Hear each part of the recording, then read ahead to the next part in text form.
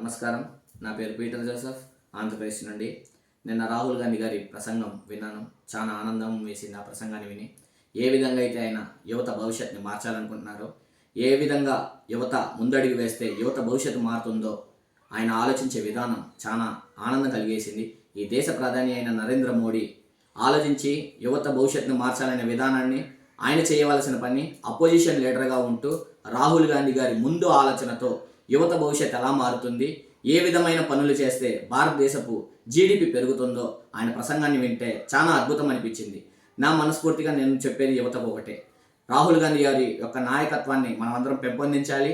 ఆయన అడుగుజాడలో మనందరం నడవాలి.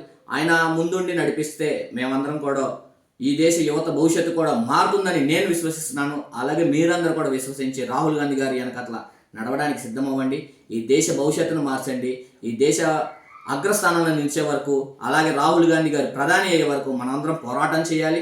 రాహుల్ గాంధీ ఆలోచన విధానానికి, ఆయన అడుగుల్లో నేను కూడా భాగస్వామినై ఆయన అడుగు జాడలో నడుస్తానని మనస్ఫూర్తిగా కోరుకుంటూ, మీరందరూ కూడా ఆయన అడుగుల్లో నడవాలని మనస్ఫూర్తిగా కోరుకుంటూ నేను నా ప్రసంగాన్ని ముగిస్తున్నాను. ధన్యవాదాలు.